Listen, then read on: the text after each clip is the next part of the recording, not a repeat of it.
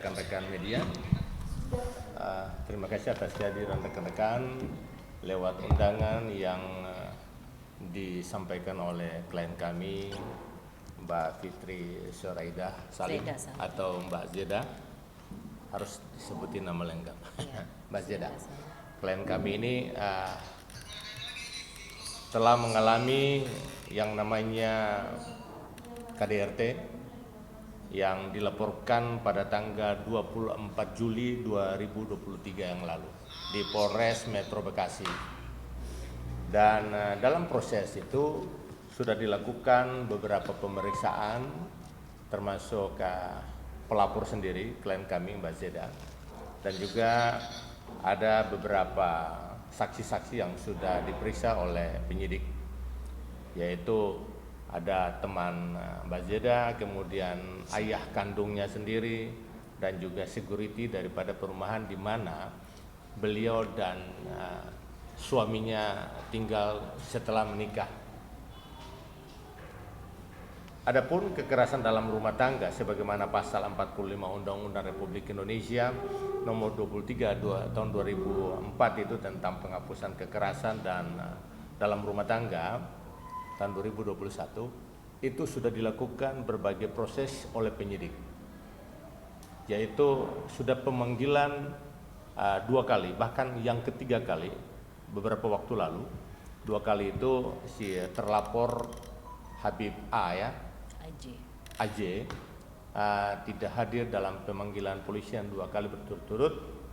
Kemudian beberapa hari lalu polisi sudah mendatangi kediaman daripada Haji Habib dan yang bersangkutan sudah diperiksa pada hari Rabu kemarin.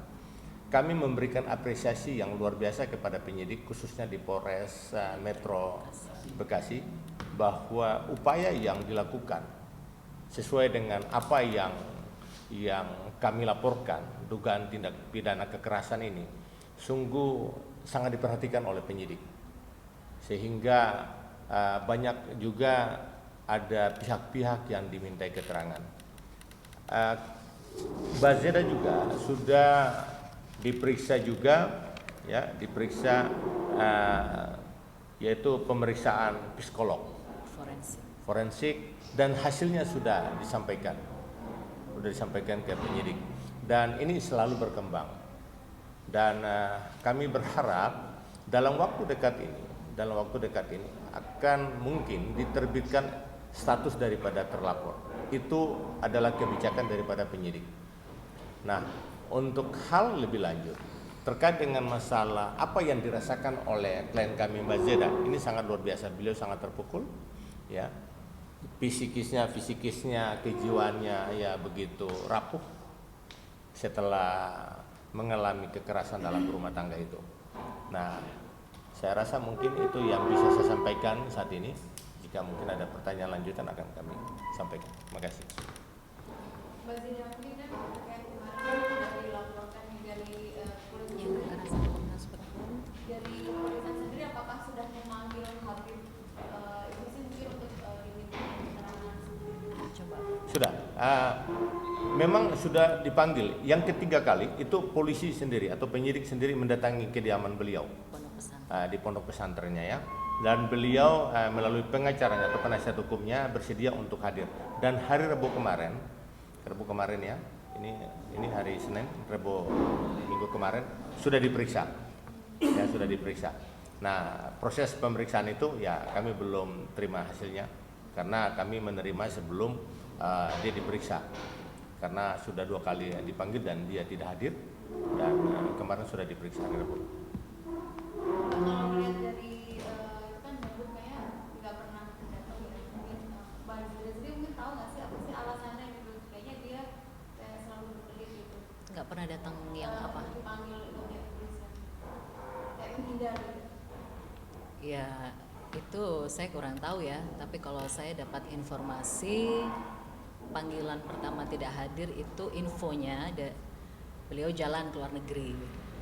Terus yang kedua, ketiga entah apa alasannya, mungkin bisa ditanyakan langsung ke penyidik. Ya ada indikasi menghindar ya mungkin ya. mungkin sampai Ya bisa saja gini ya, menghindar itu bisa saja beliau merasa beliau seorang Habib ya, bisa saja ya.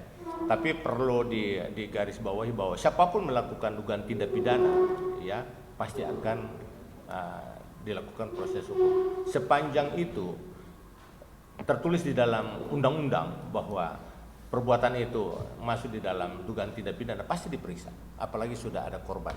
Dan perlu disampaikan juga, Mbak Zeda ini memang adalah salah satu di antara beberapa perempuan-perempuan lainnya yang memang perempuan-perempuan lainnya itu yang menjadi korban beliau itu tidak memberanikan diri atau mungkin rasa malu sehingga tidak melakukan proses hukum seperti apa yang dilakukan oleh Mbak Zeda sekarang, gitu ya. ya. Nah itu sudah ada curhatan, sudah ada pertemuan dengan beberapa korban daripada terlapor. Pak, mungkin bisa dijelaskan nggak sih maksudnya perempuan-perempuan ini statusnya itu sebagai istri kah atau mungkin memang di luar dari Dengan pernikahan? istri ada, Sepanjang pengakuan mereka itu adalah istri. ada yang bukan juga. Ada juga memang ya pacaran, tidak ada hubungan suami istri gitu ya. Tapi apa yang diungkapkan mereka itu adalah hubungan khusus mereka dengan si Habib ini. Nah itu yang disampaikan para wanita-wanita itu kepada Mbak Zeda. Mereka memberanikan menceritakan semua kejadian pengalaman dengan Habib itu kepada Mbak Zeda karena diyakini bahwa Mbak Zeda ini punya keberanian untuk mengungkapkan perilaku daripada si Habib Haji ini. Mbak Zeda, berarti total ada berapa perempuan mungkin yang mengadu ke Mbak Zeda? Waduh, banyak sekali. Untuk spesifiknya dari 10 atau? Ya kurang lebih. Itu juga didukung dari Gitu ya. Berarti istri keberapa boleh? Saya kedua, Prosesnya sendiri pas pernikahan itu sah secara negara. sah secara agama. Oh, artinya sih itu berarti. Ya, sah secara agama. Sebenarnya kalau siri itu kan lebih ke sembunyi-sembunyi ya. Tapi kalau pernikahan saya disebut siri itu gimana ya? Pernikahan saya juga bahkan diketahui oleh ulama besar Habib Rizik Syihab. Bahkan keluarga juga tahu. Jadi kalau dibilang siri itu juga gimana ya? Kalau siri itu kan artinya sembunyi. Sebenarnya sih Berarti istri pertama mengetahui juga. iya. Sedikit flashback perkenalannya juga sama Habib sendiri di mana? Dan akhirnya Mbak Zeda menerima tidak. Perkenalan saya dengan dia, dia pertama kali menghubungi saya lewat DM Instagram untuk meminta tolong dipertemukan dengan sejumlah artis. Banyak ya, ada artis Atta Halilintar, ya artis-artis besar lah. Karena beliau mau berdagang kiswah, minta tolong sama saya untuk dipertemukan gitu. Awalnya dari situ. Sampai akhirnya saya diundang ke pondok pesantrennya dengan keluarga saya. Itu pertemuan pertama. Lalu pertemuan kedua, dia mendatangi keluarga saya pada saat saya ulang tahun dan meminta untuk menikah. Sudah 2021. Iya. Iya. Usia pernikahan. Kurang lebih 2 tahun. Kan Mbak Zeda juga mengalami KDRT ya. Itu dari awal pernikahan atau bagaimana? Dari awal pernikahan sudah. KDRT yang seperti apa yang Mbak Zeda? Lebih ke psikis ya, lebih ke psikis, mental. Jadi sebagai seorang istri yang seharusnya saya memiliki hak-hak yang diatur dalam syariat hukum ajaran Islam, itu saya tidak mendapatkan hak-hak yang sebagaimana mestinya.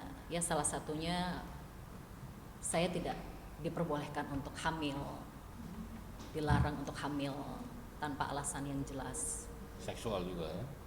Iya, mungkin Bang Rodi bisa menjelaskan, kemarin ada penjelasan macam-macam kekerasan yang diterbitkan oleh Komnas Anti Kekerasan Terhadap Perempuan. Mungkin silakan. Ya memang ada ya kekerasan seksual juga yang dialami oleh klien kami Mbak Zeda. Kemudian ada juga kekerasan beliau juga, klien kami ini kan tidak menerima nafkah ya, tidak diberikan nafkah, tidak ada perhatian ya secara ekonomi ya, gitu. Kekerasan psikis mental. Psikis pastinya ya. Beliau ini sudah pernah melakukan ya, karena rasa kecewa dengan seorang Habib ini, pernah ingin mencoba bunuh diri gitu ya, atau minum minuman atau minum obat yang dilarang seharusnya. Tapi karena ada penguatan daripada keluarga dan klien kami ini memberanikan diri untuk melaporkan apa yang dilakukan oleh Habib Aji ini. Jadi kami merasa bahwa ini harus kami perjuangkan. Perjuangkan apa? Hak-hak daripada klien kami Mbak Zira sendiri. Apa sih mungkin KDRT yang tadi selain itu mungkin apakah terasa mungkin apa diapain gitu? Ya itu tadi sudah dijelaskan oleh Bang Roni ya, ada secara seksual, secara psikis mental, secara ekonomi, itu kesimpulan langsung dari Komnas Anti Kekerasan Terhadap Perempuan. Terus menikah kalau nggak pengen punya anak itu gimana ya? Nah, itu dia, saya juga bingung.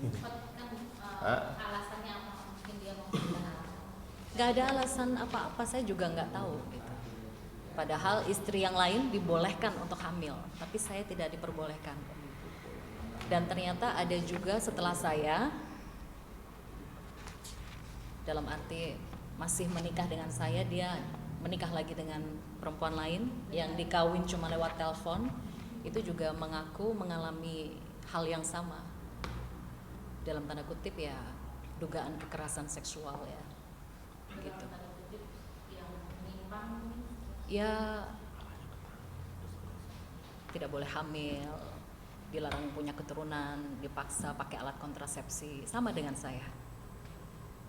Ya, jadi ini referensi atau hasil pemeriksaan dari Komnas Perempuan ya.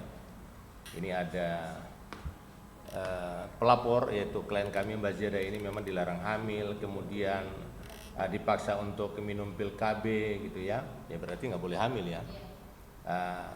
Kemudian ya berhubungan itu harus pakai alat ya segala macam lah. Pasti kita dewasa udah tahu ya gitu ya. Kemudian ada perbuatan-perbuatan yang menyimpang seksnya ya gitu. Dan beliau sendiri tidak suka gitu. Sehingga dipaksakan ya.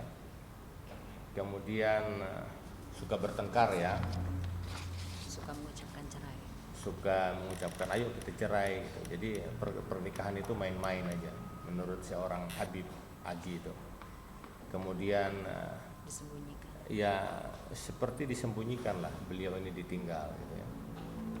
Perselingkuhan. Jadi banyak sekali rasa kecewa, sedih yang dialami oleh Mbak Zeda sehingga memang traumatik terhadap kejiwaannya sangat luar biasa ya, terpukul gitu. Tidak tadi menyebut katanya bisa dengan lain juga ya. Itu memang dari awal awal pernikahan atau Ya sesuka hati dia. Selama ini dia hanya menafkahi untuk tempat tinggal saja. Itu pun cuma sewa rumah kontrak. Tapi untuk makan, untuk kebutuhan sehari-hari, untuk kebutuhan anak saya cari sendiri selama 2 tahun menikah.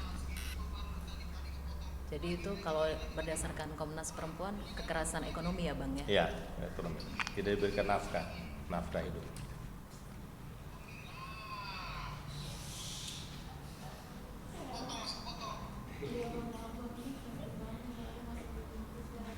Gimana? Ada lagi mungkin? Kalau nanti mungkin dari sisi agama ya mungkin beliau Gus yang punya kewenangan dan punya kompetensi untuk menyampaikan secara terkait dengan poligami, agama ya. Bagaimana memperlakukan istri pertama, kedua, ketiga dalam Islam. Silahkan. Ini tokoh agama, ada Gus Rofiq. Silahkan Gus. Mau silakan. Bismillahirrahmanirrahim. Assalamualaikum. Waalaikumsalam.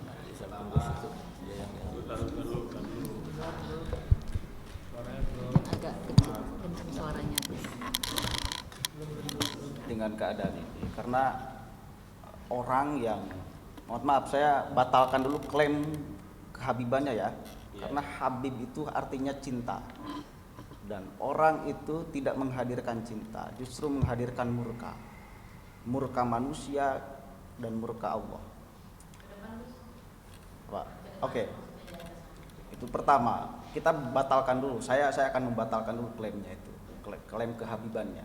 Tidak layak orang yang melakukan kekerasan, apalagi tidak tanggung jawab terhadap istrinya, itu ngeklaim sebagai orang yang selalu menghadirkan cinta. Nah, apalagi beliau ngaku sebagai cucu Nabi.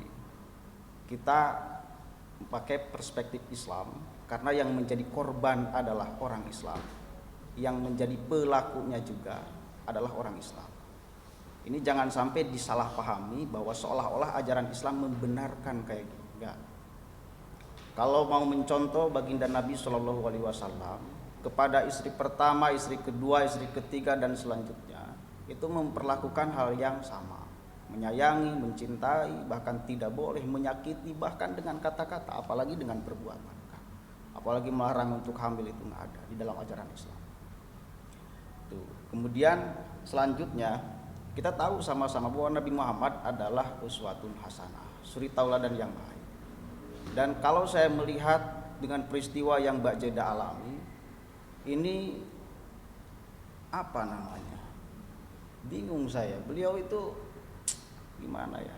Harusnya tanggung jawab lah. Kalau misal melakukan perbuatan, bahkan menurut saya nih ya, dengan banyaknya laporan segala macam mempermainkan syariat agama, poligami.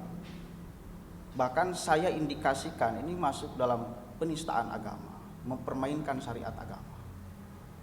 Karena poligami itu nggak bisa dianggap main-main di dalam ajaran agama. Ada batiniah perempuan yang harus diraba sebelum kita melakukan poligami, keadilan dan segala macamnya. Dan ini tidak diberikan, justru bukan memberikan kesetaraan perlakuan, ini malah ada penindasan, penyiksaan. Saya melihat beliau sampai mau bunuh diri, ini apa-apaan. Orang yang melakukannya ini ngeklaim sebagai orang yang suci, batal kesuciannya. Ngeklaim sebagai orang yang wa itrati ahlul bait Nabi, yang kalau masyarakat tidak mengikutinya, tidak mengikuti penunjuknya, ada salah seorang Habib yang berbicara kayak gitu, itu bakal tersesat. Ini batal lagi klaim-klaiman ini dengan perilaku fakta seperti ini.